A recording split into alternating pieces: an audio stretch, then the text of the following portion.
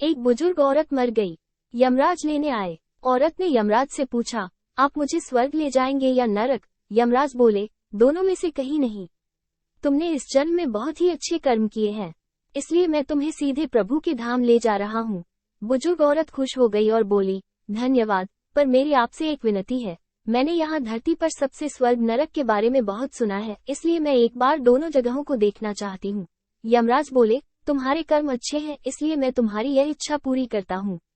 चलो हम स्वर्ग और नरक के रास्ते से होते हुए प्रभु के धाम चलेंगे। दोनों चल पड़े।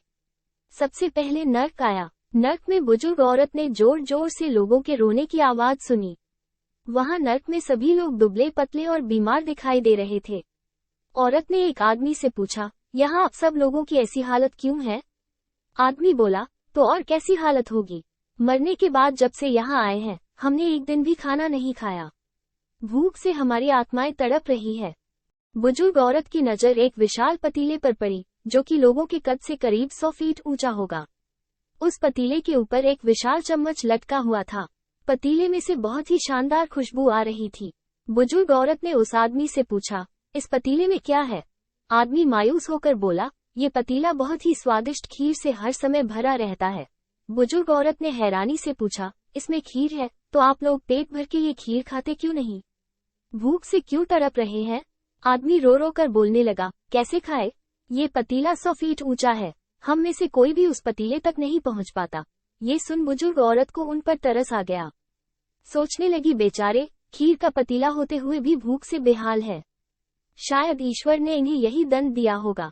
अब यमराज बुजुर्ग औरत से बोले, चलो हमें देर हो रही है। दोनों चल पड़े। कुछ दूर चलने पर स्वर्ग आया। वहां पर बुजुर्ग औरत को सबके हंसने और खिलखिलाने की आवाज सुनाई दी। सब लोग बहुत खुश दिखाई दे रहे थे। उनको खुश देखकर बुजुर्ग औरत भी बहुत खुश हो गई। पर वहां स्वर्ग में भी बुजुर्ग औरत की नजर वैसे ही 100 फीट ऊंचे पतीले पर पड़ी जैसा नर्क में था।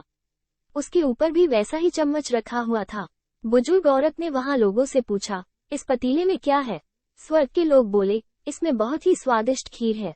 बुजुर्ग औरत हैरान हो गई और उनसे बोली, पर यह पतीला तो 100 फीट ऊंचा है, आप लोग तो इस तक पहुंच ही नहीं पाते होंगे। उस हिसाब से तो आप लोगों को खाना मिलता ही नहीं होगा, आप लोग भूख से बेहाल होंगे। पर मुझे तो आप सब बहुत खुश लग रहे हो, ऐसा कैसे?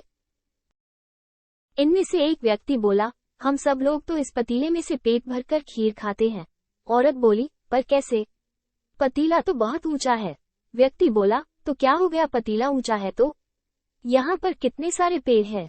हमने इन पेड़ों की लकड़ी ली, उसको काटा और एक विशाल सीढ़ी का निर्माण किया। उस लकड़ी के सीढ़ी के सहारे हम पतीले तक पहुँचते हैं और सब मिलकर खीर का आनंद लेते हैं। बुजुर्ग औरत यमराज की तरफ देखने लगी। यमराज मुस्कुराए और बोले, ईश्वर ने स्वर्ग और नर्क मनुष्य के हाथ में सौंप रखा है। चाहे तो अपने लिए नर्क बना ले, चाहे तो अपने लिए स्वर्ग। ईश्वर ने सबको एक समान हालातों में डाला है। उसके लिए उसके सभी बच्चे समान हैं, वो किसी से भेदभाव नहीं करता। वहाँ नर्क में भी पेड़ पौधे सब थे, पर वो लोग खुद ही आलसी हैं। उन्हें खीर हाथ में ही चाहिए। वो कोई कर्म चाहते, कोई मेहनत नहीं करना चाहते, इसलिए भूख से बेहाल है। क्योंकि यही तो ईश्वर की बनाई इस दुनिया का नियम है, जो कर्म करेगा, मेहनत करेगा, उसी को मीठा फल खाने को मिलेगा। स्वर्ग के सपने छोड़ दो, नर्क का डर छोड़ दो। बस आपकी वजह से किसी का दिल न दुखे, इतना सोचो और बाकी सब कुदरत पर छोड़ दो।